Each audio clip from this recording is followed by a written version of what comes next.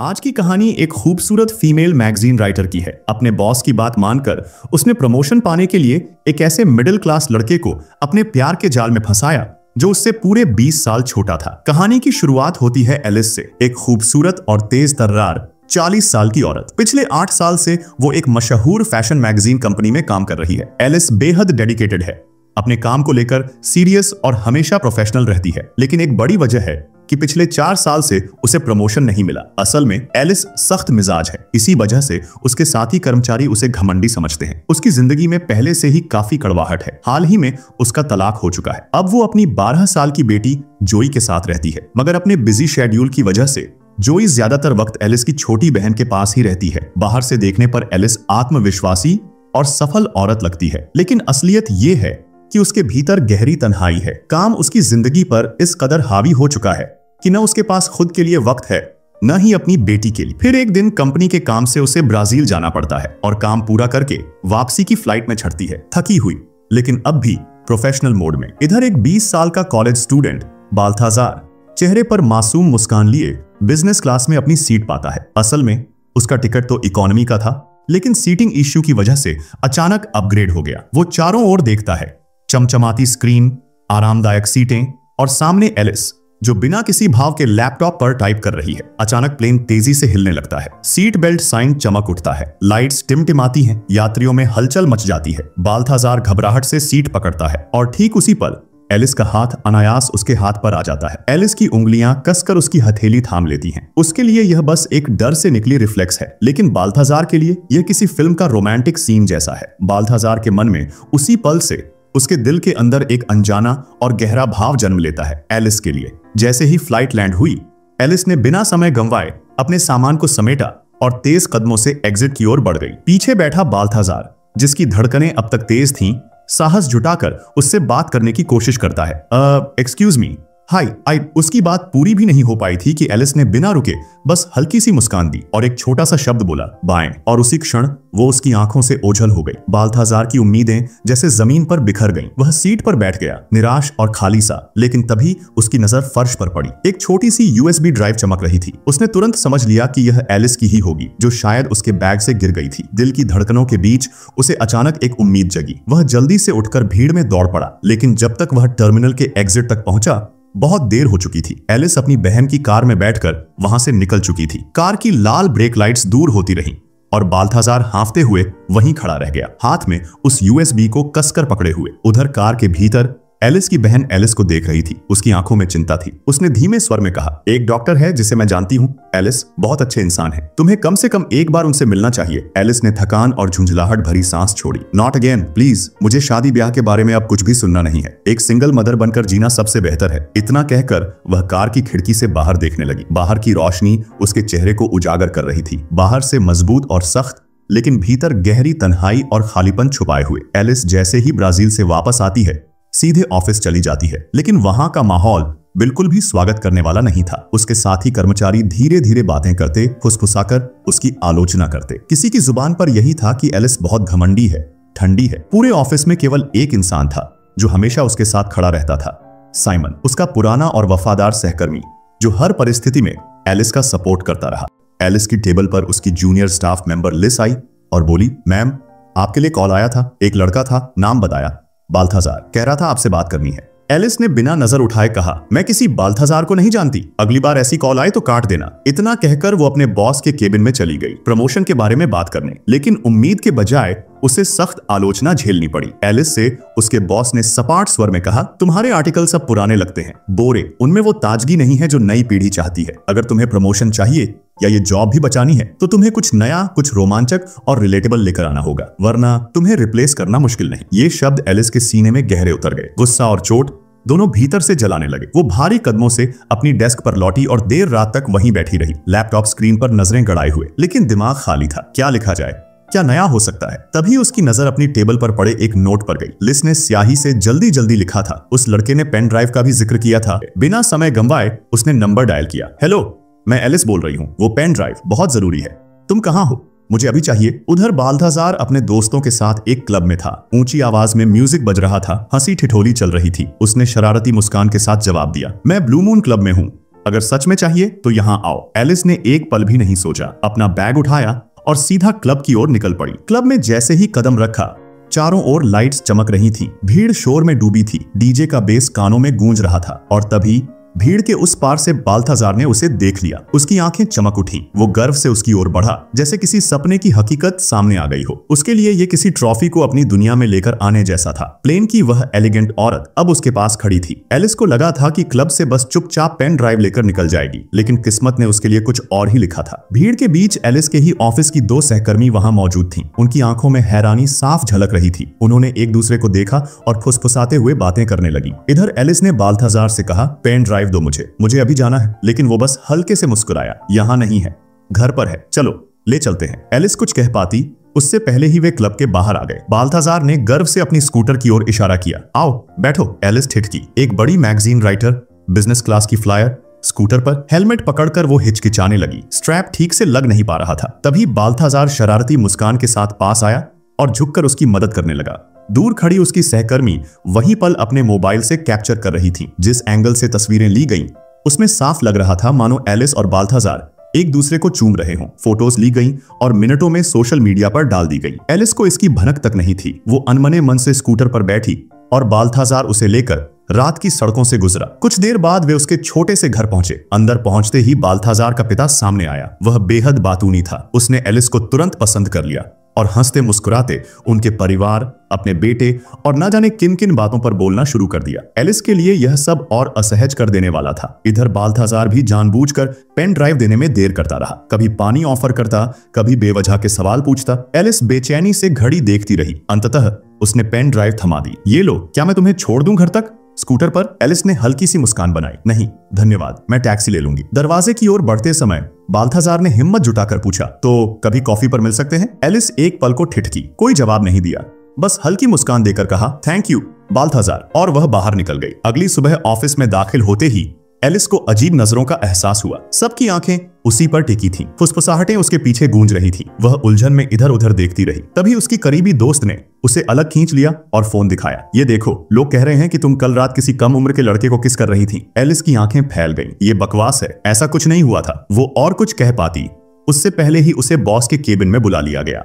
अंदर जाकर एलिस ने सोचा गुस्से का सामना करना पड़ेगा, लेकिन हैरानी की बात यह थी कि बॉस मुस्कुरा रहा था। यही तो हमें चाहिए एलिस, तुम एक 20 साल के लड़के को डेट कर रही हो। ये खबर लोगों को यकीन दिलाएगी कि तुम नई पीढ़ी को समझती हो। हमारी मैगजीन की सेल्स आसमान छू लेंगी। एलिस ने गुस्से में हाथ मेज पर पटका। नो, ये बेतुका है, मैं ऐसा नहीं करूंगी। लेकिन बॉस अपनी कुर्सी पर पीछे टिक गया, होठों पर चालाक मुस्कान ली। अगर प्रमोशन चाहिए या अपनी जॉब बचानी है तो तुम्हें ये खेल खेलना होगा। पब्लिश करो, लोगों को कहानी चाहिए। एलिस के अंदर आग भड़क उठी। वो गुस्से में केबिन से बाहर निकल आई। उसका दिमाग बुरी तरह उलझा हुआ था। उस शाम वह साइमन के पास बैठी, वही एकमात्र व्यक्ति जिस पर उसे भरोसा था। उसने अपना गुस्सा और झुंझलाहट उड़ेल दी। क्या तुम सोच सकते हो, मेरा बॉस चाहता है कि मैं उस लड़के को डेट करूं, सिर्फ अपनी नौकरी बचाने के लिए। साइमन देर तक चुप रहा, फिर धीरे धीरे बोला, देखो एलिस, अगर बॉस यही चाहता है तो शायद तुम ये कर सकती हो। असली में नहीं, बस दिखावे के लिए। नकली रिश्ता तब तक खेलो जब तक तुम्हें प्रमोशन नहीं मिल जाता। एलिस ने अविश्वास से सिर हिलाया। नो, ये सही नहीं लगता। लेकिन उसी रात वो बस सोचती रहती है। हकीकत उस पर पहाड़ बनकर टूटी। उसका करियर दांव पर था, उसकी इज्जत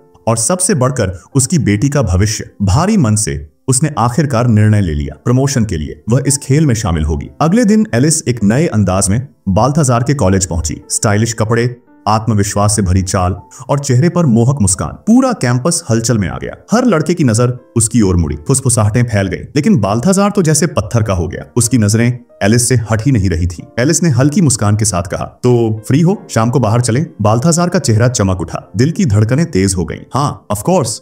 शाम होते होते दोनों एक बड़े फैशन शो इवेंट पर पहुंचे। चारों ओर चमकती लाइट्स, कैमरों की फ्लैश और उमंग से भरी भीड़। बाल्थाजार के लिए यह एक बिल्कुल नया संसार था, जैसे किसी सपने में आ गया हो। और एलिस के लिए यह उस खतरनाक खेल की शुरुआत थी जिसके बारे में उसने कभी सोचा तक नहीं था। फैशन शो में जब बाल्थाजार ड्रिंक्स लेने जाता है, एलिस अकेली खड़ी रहती है। तभी शो का होस्ट क्लॉड अपनी चिरपरिचित चालाक मुस्कान के साथ उसके पास आता है और धीरे धीरे उसके करीब खिसकने लगता है। वह और करीब झुकता है।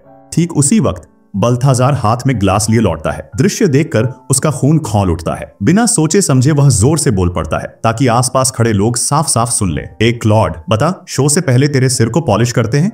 या यूं ही ट्यूबलाइट की तरह चमकता है। भीड़ खिलखिलाकर हंस पड़ती है। एलिस अपनी हंसी रोक ही नहीं पाती और जोर जोर से हंसने लगती है। क्लॉड का चेहरा तमतमा उठता है, शर्म और गुस्से से भरा हुआ। बिना एक शब्द कहे वह पलटकर चला जाता है। बल्थाजार कंधे उचकाकर कूल बनने की कोशिश करता है। एलिस अब भी हंस रही होती है और उसी पल पहली बार वह हल्के मन से बल्थाजार के कंधे पर हाथ रख देती है। उसके भीतर कहीं एक नया एहसास जागता है। उस रात बाद में दोनों बाहर बैठकर लंबी बातें करते हैं, सपनों की, डर की, जिंदगी की। बल्थाजार के लिए ये पल जादुई होते हैं, जैसे उसे सच में एलिस का साथ मिल गया हो। तभी अचानक एलिस का फोन बजता है। उसकी बहन का कॉल होता है। एलिस, जिस डॉक्टर की मैंने बात की थी वो अभी घर पर है, जरा जल्दी आ जाओ। एलिस का चेहरा सख्त हो जाता है। वह बल्थाजार को सच्चाई नहीं बताना चाहती, इसलिए झूठ बोलती है। मेरी बेटी की तबीयत ठीक नहीं है, मुझे तुरंत घर जाना होगा। बल्थाजार की आंखों में फौरन चिंता झलकती है। वह सड़क पर दौड़कर टैक्सी रोकता है और दरवाजा खोलकर कहता है, जाओ, ध्यान रखना उसका। उसके बोलने का ढंग, उसका सच्चा ख्याल एलिस के दिल को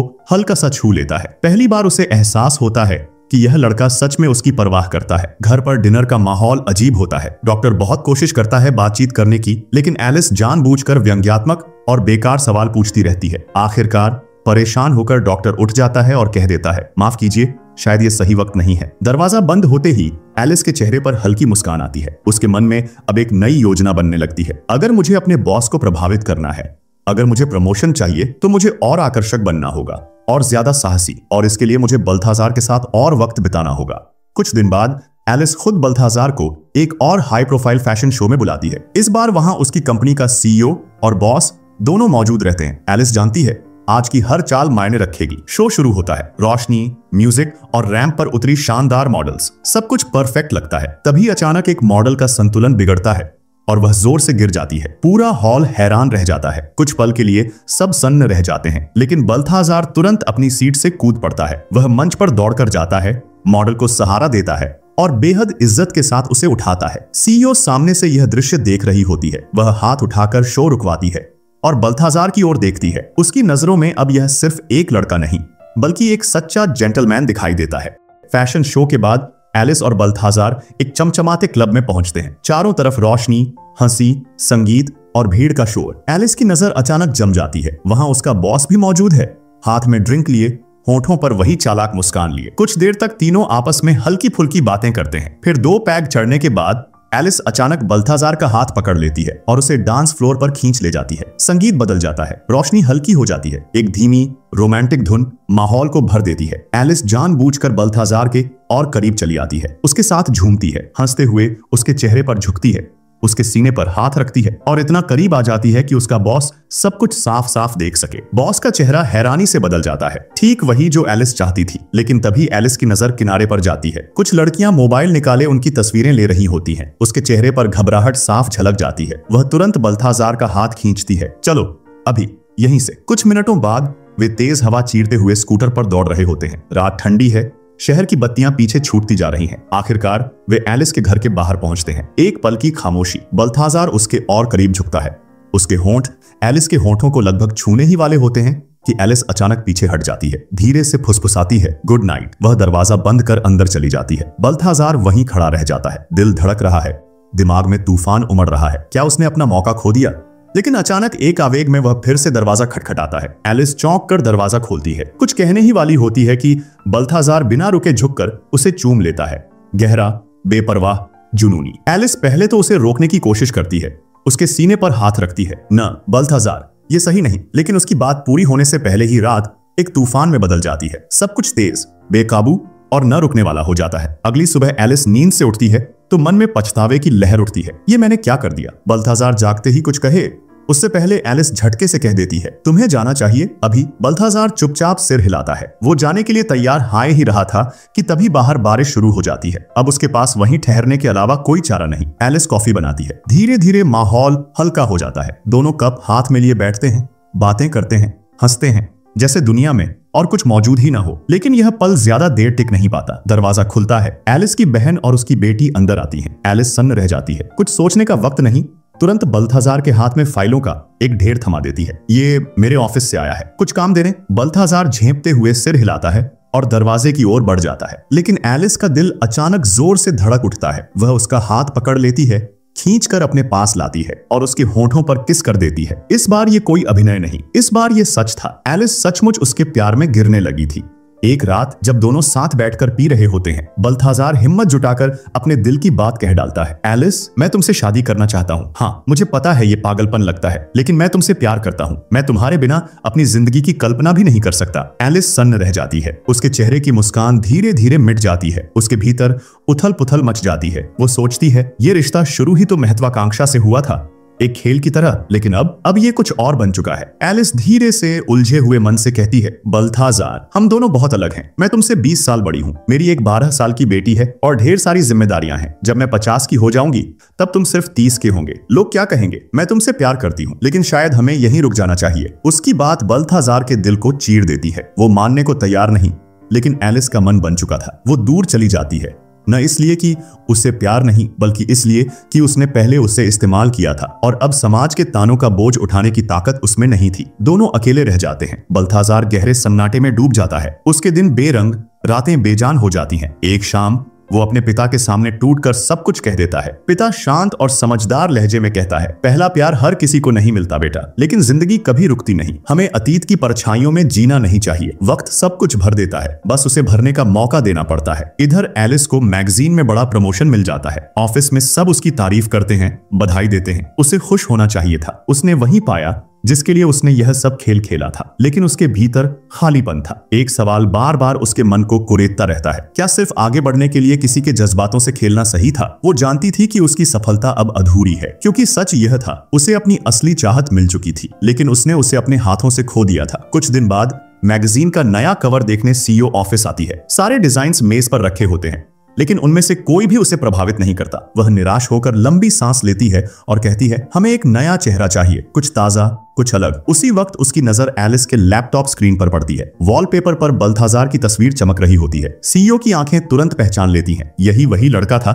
जिसने फैशन शो में गिरती हुई मॉडल को सबके सामने संभाला था। उसका चेहरा चमक उठता है। बस यही चाहिए, यही नया कवर मॉडल होगा। एलिस के चेहरे का रंग उड़ जाता है। वह मना करना चाहती है, लेकिन बॉस और सीईओ दोनों का दबाव इतना बढ़ जाता है कि उसके पास कोई चारा नहीं बचता। अब एलिस बेचैन है, समझ नहीं पा रही कि बल्थाजार का सामना कैसे करे। वह कॉल करती है, मैसेज भेजती है, लेकिन बल्थाजार, जो घर में टूटा हुआ दिल और व्हिस्की की बोतल लिए बैठा है, किसी भी मैसेज का जवाब नहीं देता। आखिरकार एलिस हिम्मत जुटाकर खुद उसके घर पहुंचती है। हमेशा की तरह बल्थाजार का पिता अपनी लंबी लंबी बातों से उसे रोक लेता है। बड़ी मुश्किल से एलिस बल्थाजार को बाहर खींच कर लाती है। कुछ पल के लिए बल्थाजार को लगता है शायद वह सुलह करने आई है, लेकिन एलिस कहती है, तुम्हें मैगजीन का मॉडल बनना होगा, बहुत बड़ी रकम मिलेगी और खूबसूरत लड़कियों के साथ काम करने का मौका भी। यह सुनते ही बल्थाजार की आंखों में गुस्सा भर जाता है। तो इसलिए लौटी हो? इतने वक्त बाद भी तुम्हें सिर्फ अपनी नौकरी की फिक्र है? वह एलिस की ओर से मुंह मोड़ लेता है। एलिस बार बार समझाने की कोशिश करती है,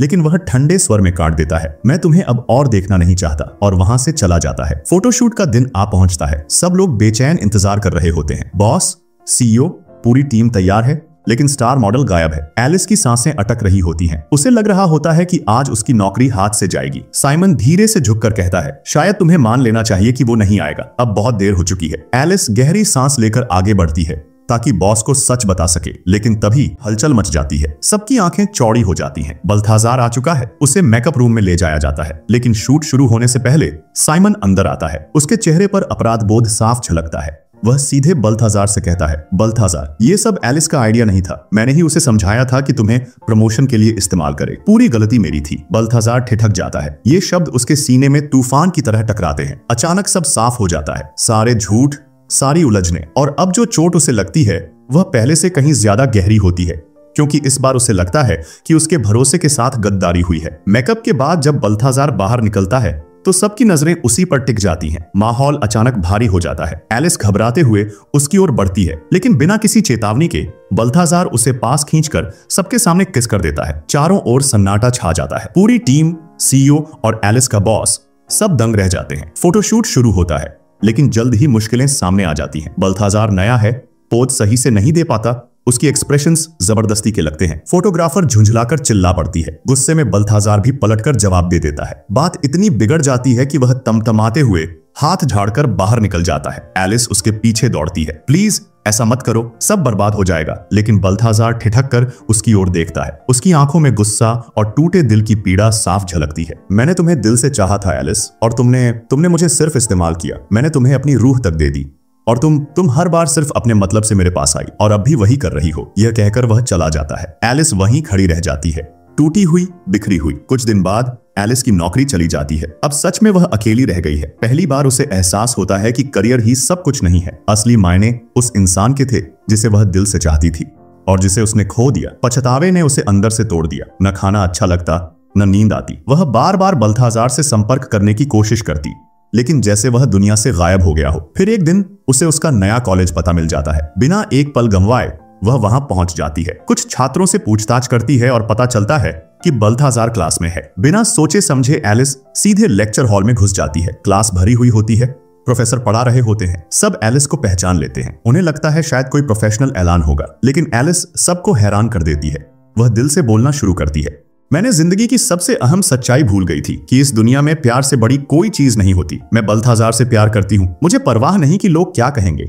भले ही हम दोनों में 20 साल का फर्क है। हाँ, जब मैं 50 की हो जाऊंगी तब भी वो 30 साल का होगा, लेकिन मुझे कोई फर्क नहीं पड़ता। मैं अपनी पूरी जिंदगी उसी के साथ बिताना चाहती हूँ। क्लास में सन्नाटा छा जाता है। छात्र हैरानी से देखते हैं। प्रोफेसर अपने नोट्स नीचे रख देते हैं, और बल्थाजार वह अब अपने दिल के तूफान को और दबा नहीं पाता। वह एलिस की ओर बढ़ता है। उसकी आंखें नरम पड़ जाती हैं, और आखिरकार वह उसे माफ कर देता है। एलिस दौड़कर उसे गले लगा लेती है और पूरे क्लास के सामने उसे चूम लेती है। छात्रों के बीच तालियां गूंज उठती हैं, सीटियां बजती हैं। सब अपनी आंखों के सामने इस अनोखी मोहब्बत को देखकर दंग रह जाते हैं। उस दिन से एलिस और बल्थाजार कभी अलग नहीं होते। दोनों शादी का फैसला करते हैं और दुनिया को साबित कर देते हैं कि सच्चे प्यार के सामने न उम्र मायने रखती है, न समाज की बातें। उनकी नई जिंदगी शुरू होती है, एक ऐसी जिंदगी जिसमें आजादी है, हंसी है, और सबसे बढ़कर दिल की आवाज सुनने का साहस है। और इसी नोट पर यह कहानी खत्म होती है, प्यार, माफी और उस सच के साथ कि कभी कभी असली खुशी वहीं से शुरू होती है, जब हम दुनिया की परवाह छोड़कर